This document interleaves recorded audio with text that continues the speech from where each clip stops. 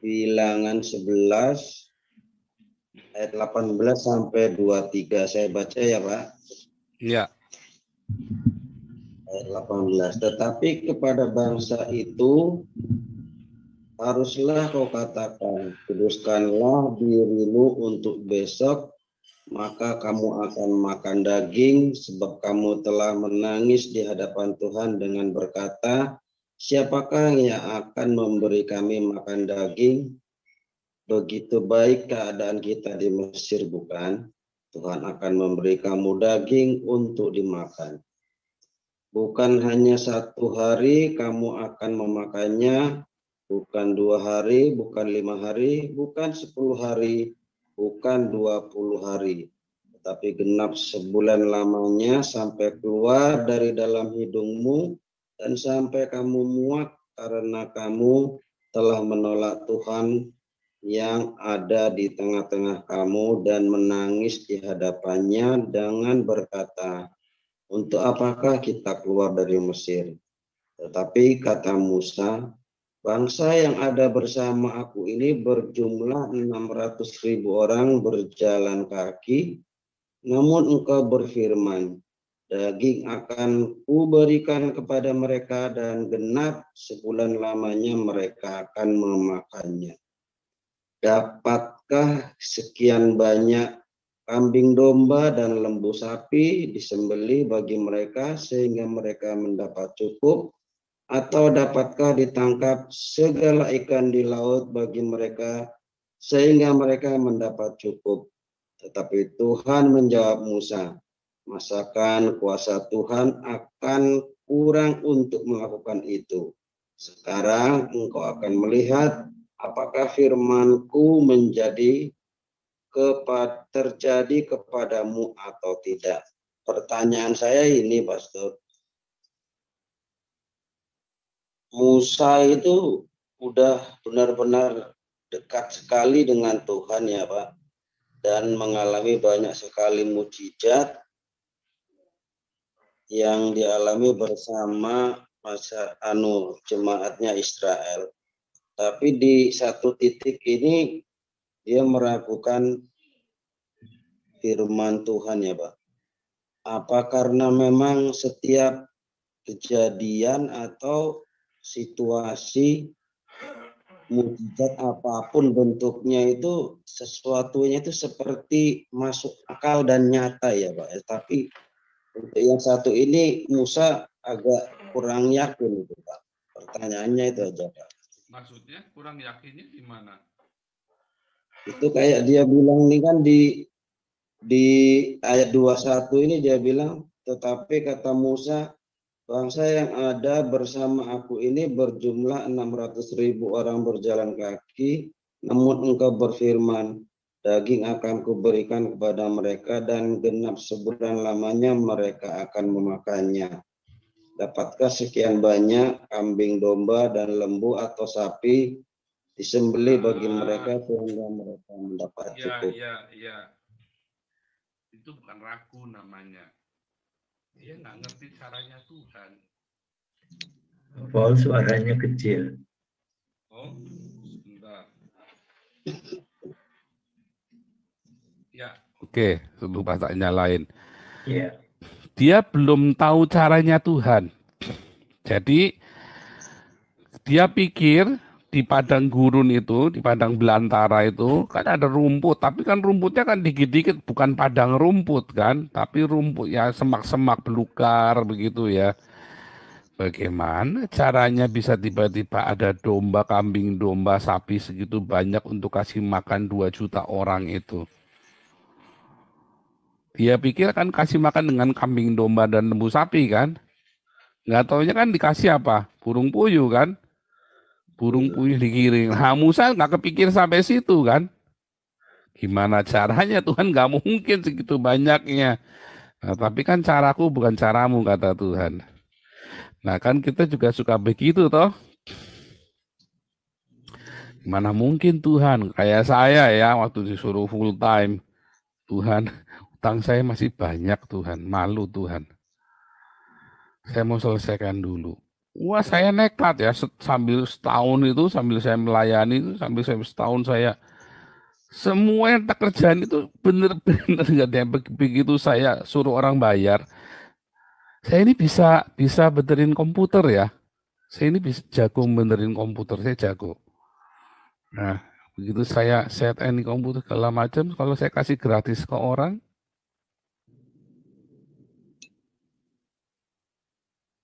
kalau kasih gratis, komputernya nyala.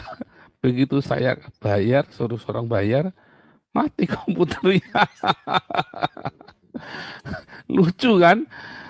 Eh, ada kasih project-project, bisa tiba-tiba cancel.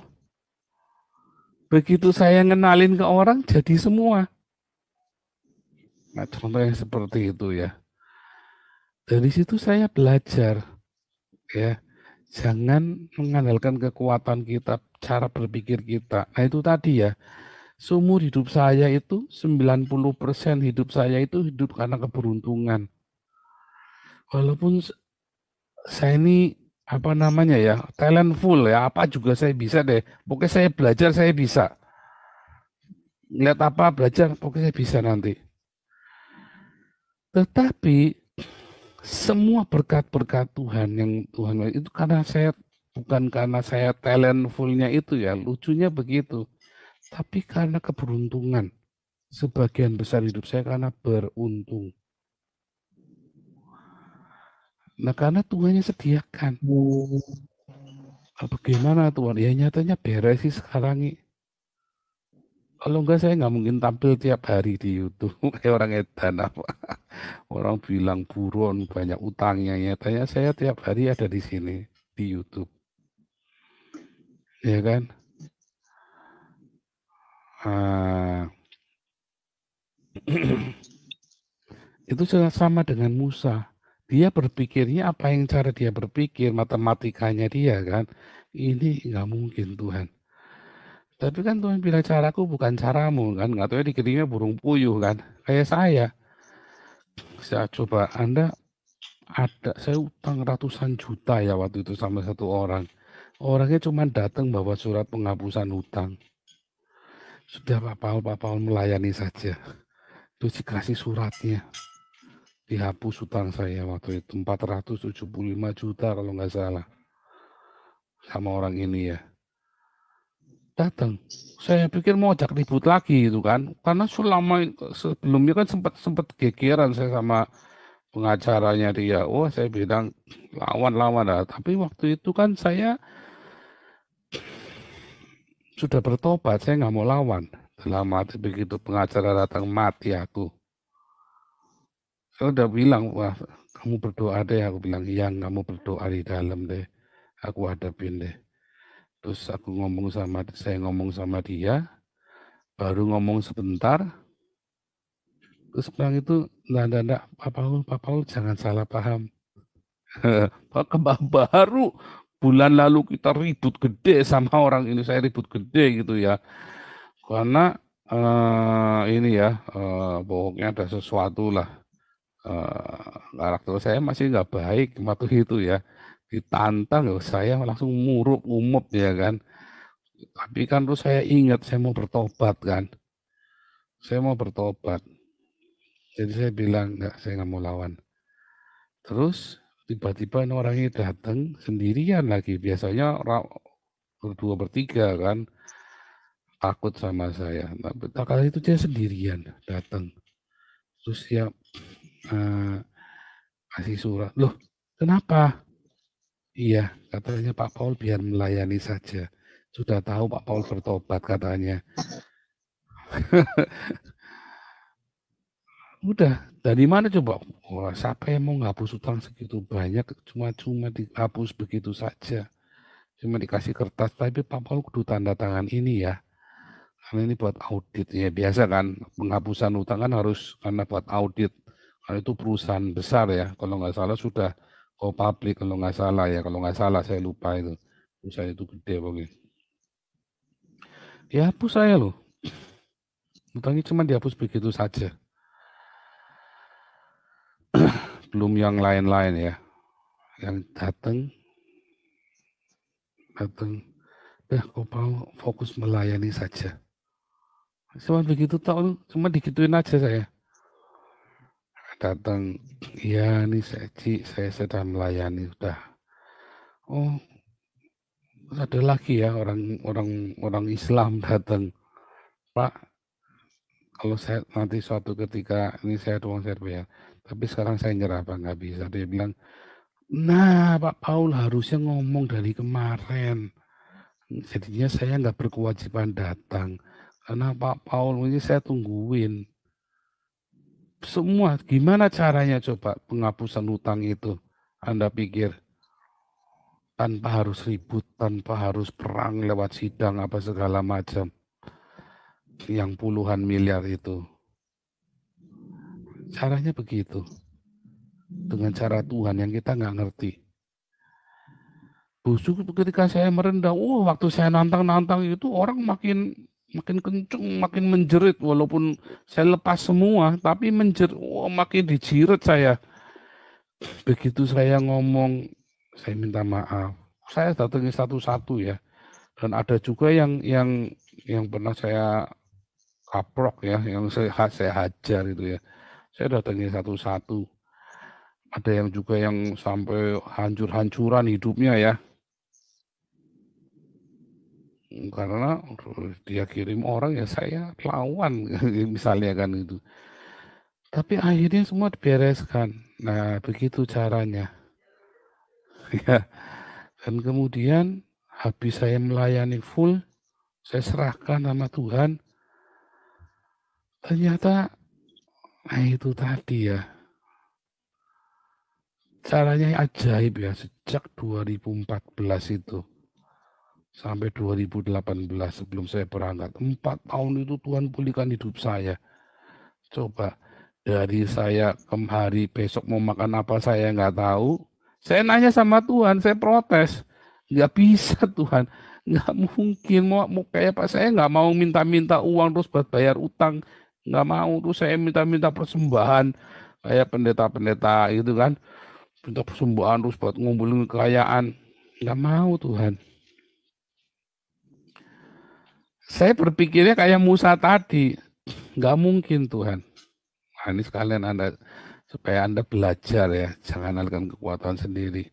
Gimana cara saya? Nggak tahu. Ya pokoknya saya ngelangkah sama Tuhan, ada rema, ya cinta kepada Tuhan. Sehingga saya mau merendahkan diri, datangi satu-satu, saya minta maaf. Sampai diludahin segala macam, serius ya. Wah, tadi kalau orang berani ngeludahin saya dulu mah, saya tak karungin dulu itu. Serius dulu tahu, saya orang nagih saya utang satu ketika sama orang ya. Saya ingat sekali utangnya 300 juta sama orang ini. Orang ini saya utang 300 juta sama orang ini. Kita berusaha masih jalan, tapi orang ini berlaku sama saya gitu loh. Orang ini ngirim preman. 30 orang coba dikirim preman 30 orang ke rumah saya, ke kantor saya waktu itu. Kantor saya dulu itu ada di HSBC ya. Di gedung besar gitu ya, di Wisma besar. Udah ngasem ini orang kirim preman. Terus caranya gimana? Waktu itu saya, pokoknya singkat cerita, tak lawan preman ini kan. Tengah jalan, dicegat. Ya kan, terus saya bilang, kalau kita tarung sekarang, kamu atau saya mati. Ya kan, saya bilang begitu. Tapi terus malamnya, saya kepikiran lagi kan, masa mau kayak gini terus. Terus tak panggil pimpinannya si preman-preman ini ya. Tak panggil, tak bayarin, nggak pernah datang lagi. Terus satu lagi ada preman lagi datang lagi, beres pokoknya ketemu saya. Akhirnya orang ini waktu itu ya, kita udah perang, udah menang-menangan pokoknya, kamu atau saya yang menang. Waktu itu wah kita udah ngeri sekali ya, waktu hidup saya udah ngerikan sekali waktu itu. Makanya dari berdarah-darah ke berdarah-darah. Yaitu tadi, kenapa saya hidupnya dengan kekuatan sendiri. Tapi sebetulnya kalau saya dulu ngerti ya, kita merendah kalau ada agape itu. Masalahnya kan saya sudah nggak mau kan. Nah, jadi saya nggak berjalan dengan keberuntungan lagi, nggak pakai hoki lagi, tapi jalannya dengan kekuatan sendiri. Wah, sial terus. Dari sialan ke sialan. Dari situlah karakter saya dirubah tadi. Ya, saya ngelihat terus begitu saya bertobat 2014 setahun wah saya tahan, wah saya nahan, dihina orang di apa setahun itu saya tahan. Untung cuma setahun, kalau lebih dari setahun entah, tapi Tuhan pasti kuatkan, kalaupun lebih dari setahun Tuhan pasti kasih kekuatan. Tapi setahun itu ya, wah kita tegang terus tiap hari. Saya nggak ngerti apa, tapi tiba-tiba badai itu tenang. Tiba-tiba orang datang bersahabat. Malah saya pernah hutang sama orang ada lagi ya.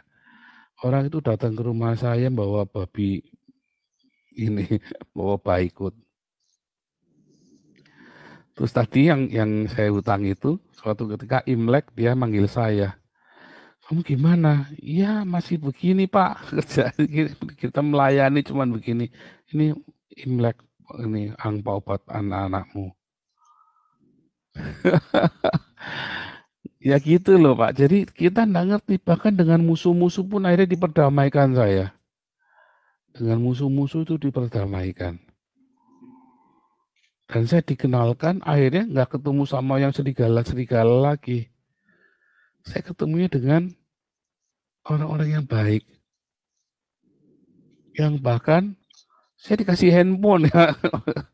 Ada yang kasih handphone saya juga malam tahun baru. Pak Paul kenapa? Di telepon nggak bisa, handphone saya rusak. Tak tunjukkan, teman saya rusak. Ya nggak mau beli ya, emang apa namanya kita lagi ngirit. Dibeli handphone baru, dikirim handphone baru. Harganya waktu itu handphonenya 3,5 juta kalau nggak salah. Dikirim handphone baru. Ngeri kan? Nah, cara Tuhan kan justru dari orang-orang yang lawan-lawan saya ini, yang mereka kemudian bahu-membahu membangun hidup saya sampai saya bangun lagi. Ya, jadi cara Tuhan itu bukan itu yang dimaksudkan tadi, bukan busaraku. Nah, itu sebenarnya kalau dibuat kotor kan bagus tadi kan. Musa berpikir dengan caranya manusia, hitungannya manusia. Tetapi akhirnya dia mengalami caranya Tuhan. Mana nyangka dia burung puyuh dikirim segitu banyak. Sampai jutaan burung puyuh. Mana nyangka saya tiba-tiba setahun saya besok mau makan apa nggak ngerti. Tahun berikutnya saya sudah keliling dunia. 2000 itu ya polisi itu salah ya. Saya ke Hongkong itu 2015. 2016 saya ke Hongkong itu ke Thailand. Udah keliling dunia saya. Baru tahun kemarin bingung mau makan apa. Tahun besoknya saya sudah pergi ke Hongkong, ke Macau, ke Thailand, ke Singapura, ke pelayanan luar negeri, udah keliling Indonesia, udah keliling dunia tuh. Cara Tuhan ajaib ya, kadang-kadang bercanda nih Tuhan nih. Gitu Pak Maruli. Kalau saya jadi Musa, saya sampai melongo loh kalau sesuatu itu ya. Saya mikirnya kambing domba, Tuhan kirimnya burung puyuh. Kan nggak nyangka kan. Itu loh. Yang dimaksud gitu Pak Maruli. Bukan saya nggak percaya Tuhan kan, berarti kan. Gimana caranya Tuhan? Gimana caranya Tuhan? Saya percaya Tuhan yang saya berpikir saya akan bekerja dan Tuhan berkati saya, terus kemudian di puncak karir saya berhenti. Ya kan maunya kan begitu kita semua kan. Dan ya kan Tuhan cara menyelesaikannya dengan cara yang lain. Wah, saya ini buka-bukaan ke Anda semua ya supaya Anda belajar. Saya buka, nggak ada yang saya tutupi. Ya, saya buka semua. Nah, gitu ya. Nah, itu jawabannya panjang ya. Tapi saya sekalian kesaksian karena ini kan kita lagi ibadah bukan cuman tanya jawab doang. Jadi sekalian kesaksian gitu Pak Maruli ya. Luar biasa kan? Beruntung kan? Nah, Musa ini kan beruntung. Saya ngalami ya jadinya ya, saya ngalami.